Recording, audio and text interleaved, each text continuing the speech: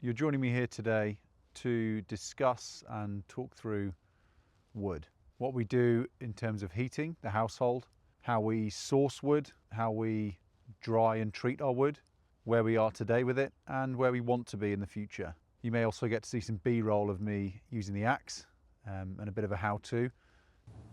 Don't forget to like and subscribe.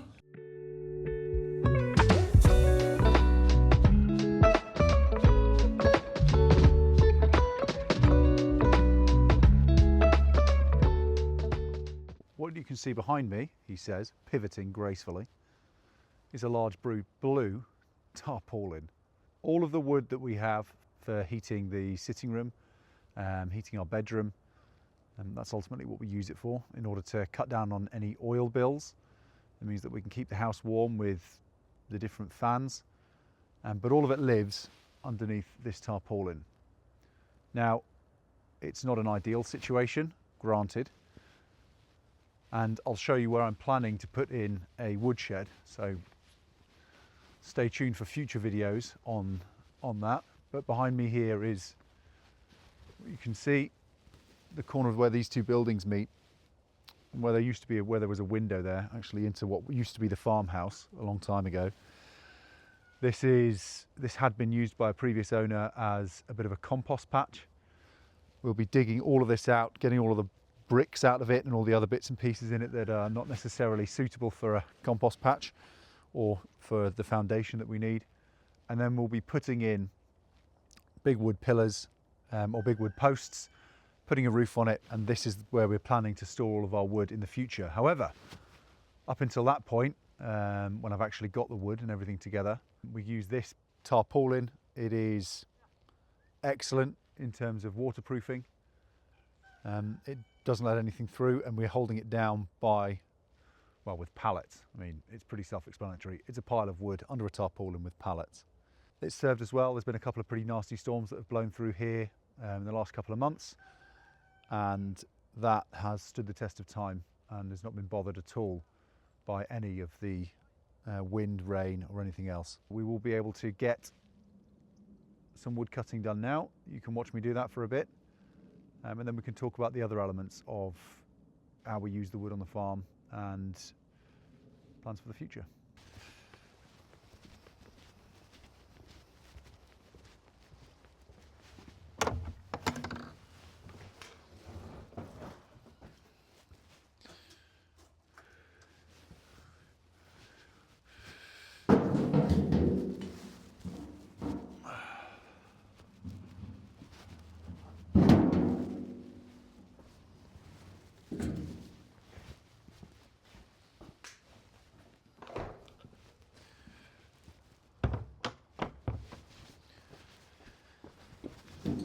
Come on in.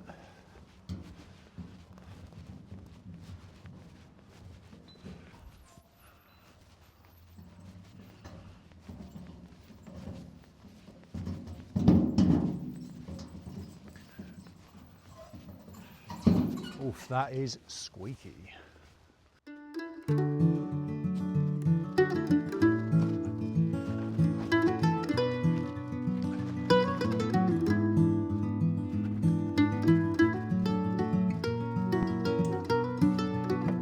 Of these large rounds, take them over to where I'm going to be cutting them up. We'll process a couple of them, maybe 5 or 6, and then get it stored away, get a load put in the sitting room ready for tonight, and we'll take it from there.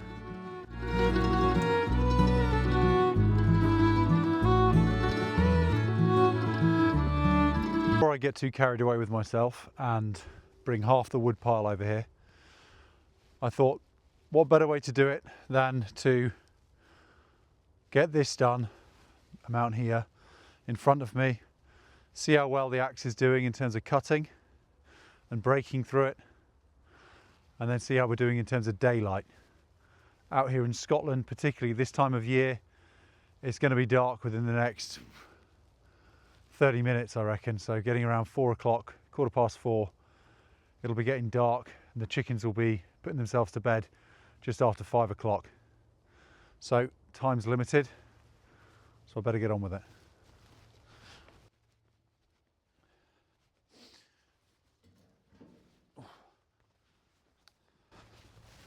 Now, when it comes to cutting, it's all about two things. One, technique. Two, the axe that you're using.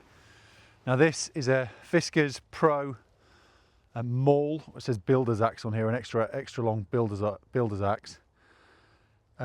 It's an absolute beast. I mean, I'm not some kind of axe connoisseur, but I know a decent one when I hold one. This is a decent one, which is why I use it.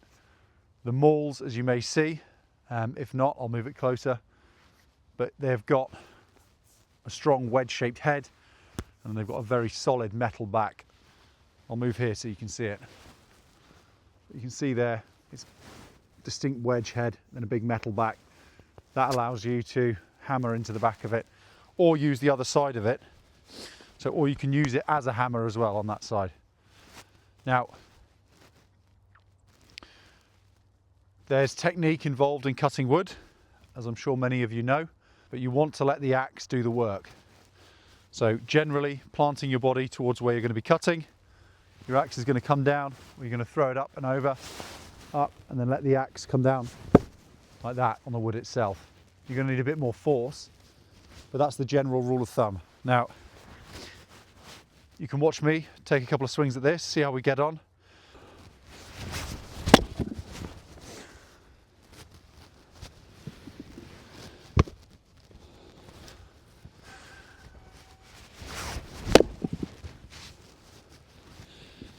Finding my rhythm now. Okay, squared off, lined up, throwing the axe up and over me, hands sliding down together, cut the wood. Let's give it a go.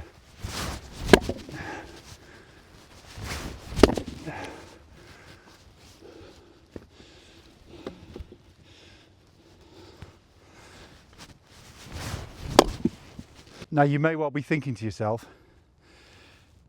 why are you cutting up your logs on a dead apple tree? There's some sort of physics that makes that make sense in my head, but essentially you put that on the mud and you hit it, it's going to start bedding itself into the ground. So by having it on here, it allows us to make quicker, cleaner cuts. Now, I know you've noticed, sun's going down over my shoulder. We've not got long left. So let me quickly blast through these 2 rounds here, get this all put in the wheelbarrow, and we'll take it away and get it set up.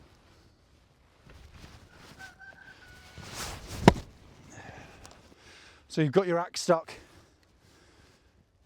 2 things you can do. Either you can try and wiggle it out by keeping this still, or my favourite, lift it up and give it a knock. And that'll generally get it out.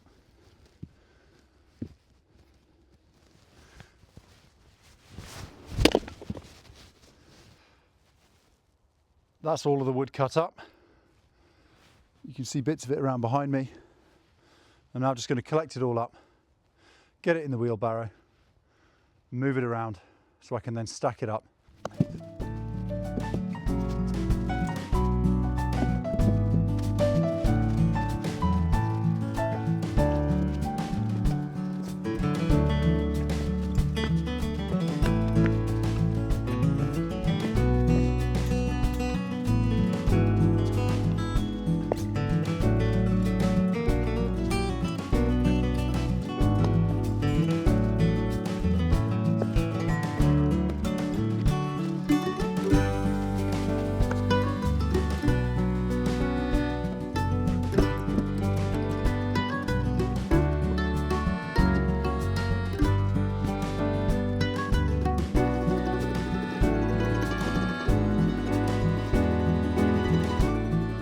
Changed my mind.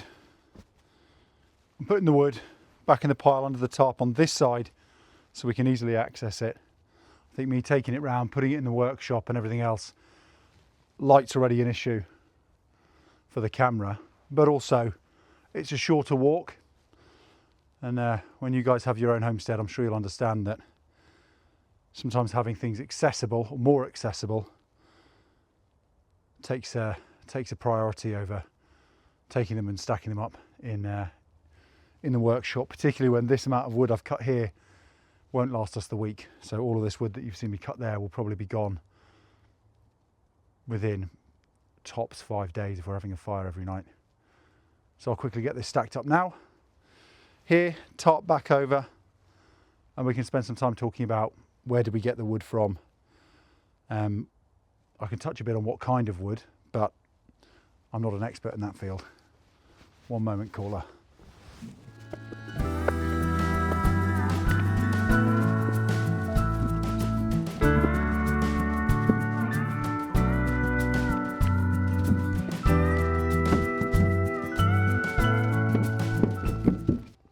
Yes, darling.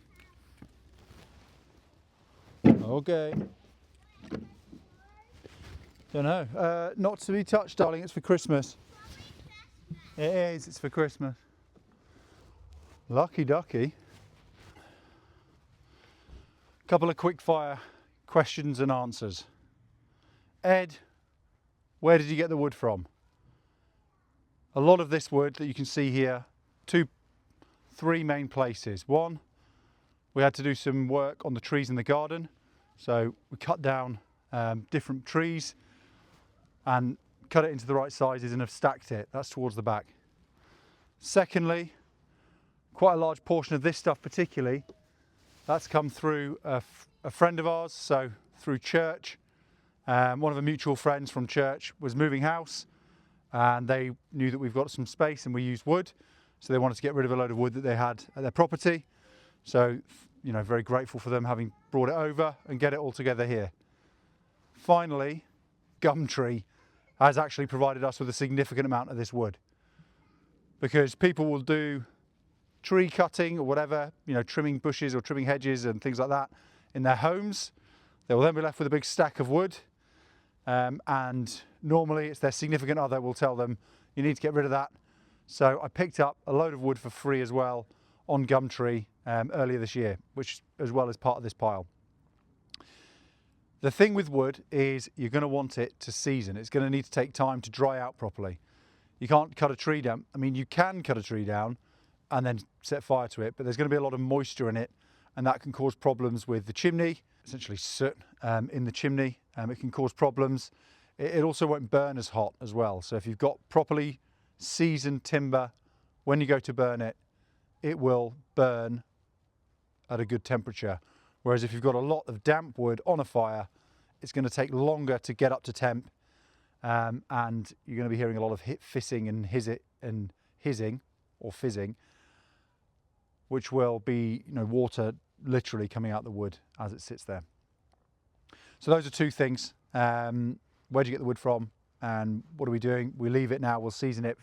So this stuff, like I said, is probably at least 3 years old. These bits here, so these are ready. These can go straight on the fire. The apple tree at the back, that's going to need another maybe 6 months before it's ready to be properly seasoned and put on the fire. But all that's left now is the race against the moon.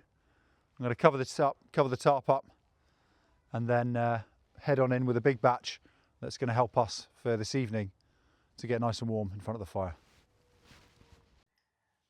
So you join us here at the fireplace. The way that we do our fires, there's lots of ways to do it. We're not messing around, trying to use anything special. We'll just use fire lighters. Start with small logs, small thin bits of wood to big bits of wood, light it, leave it alone, and it'll create a fire for us. So I'm going to bring you closer in so you can see in the fire as we're doing this. And then my fantastic, glamorous helpers over here are going to help collect wood for us and get everything together. So if you two could do me a favour and just move out the way, and then I'll open this door all the way, and then we'll go from there, okay? Right. Oh, watch out. Right, I need you to stand up. Can you get me the fire lighter first, please? You give it to Joshua. Joshua, give it to Daddy. No, the box, darling, the box. You don't get. Hold Daddy and give it to Daddy. Nice, good work. Thanks, babe.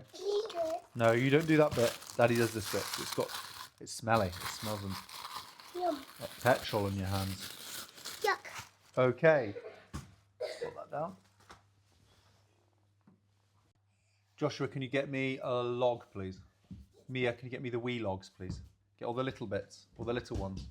Joshua, you get me a normal sized one, sweetheart. I mean, yeah, that's a pretty small one. That's good. You get me all the other really small ones, and we'll pop them. Oh, that's fantastic. Yeah, small and thin. That's perfect. These are both small. Yeah, they are. Let's have those. Yeah. I'll have that one as well. Excellent. Thank you. Yeah, that's fine. Just pass them to Daddy. Now, what I want, Mia, I need a short one to go this way on the fire. Yes, one.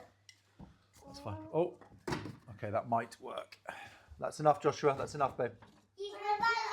Look, Daddy. No, that's One like that. Look, Daddy. Okay. One like that. Yeah, Daddy, hold on to that. Thank you. You guys are so helpful. Oh, Daddy. You are, yeah, helping Daddy with the fire. That's good. Okay, hang on. Oh, Daddy, I like that. So we're putting the wood behind it, and then we're just going to prop the wood on top to allow the firelighter to burn, to make fire, and off we go. It'd be better if I had. That's okay. Right, let's create a little gap so that we can light it. That's good. We did. Can you do it? Yeah, pass me some more bits of wood, please. Thank you. That's fantastic. Good job. Well done. That's fantastic. Thank you. No, no more wood. That's enough. That's plenty. No, thank you. Okay. No, Mia's going to do this bit. Mia? No, Mia's doing this bit. Hang on. All the way in. Got to try and get that firelighter there. You got it? Yeah. Nice. There we go. Right. Put that there. Let's balance some big logs on top. And then we're ready. And that'll be that. Can I do one? Yeah. I'm going to do it. Careful. Careful. Got to be careful we don't knock the fire bricks, because that'll crack it. If you knock the fire bricks and they crack, then Daddy's got to replace them. And that is not fun. Okay, that'll do. That will do for now. Okay, come on then, jump out the way. No, jump out the way, you two. That's it. Jump out the way. Good. Nice. Daddy, do this bit.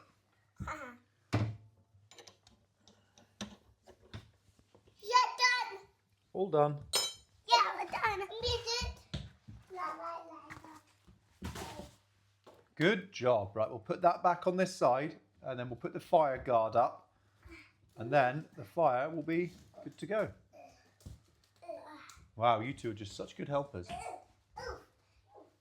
maybe go this way. Yeah, you maybe go the way Daddy is there, and I'll lift up the fire guard.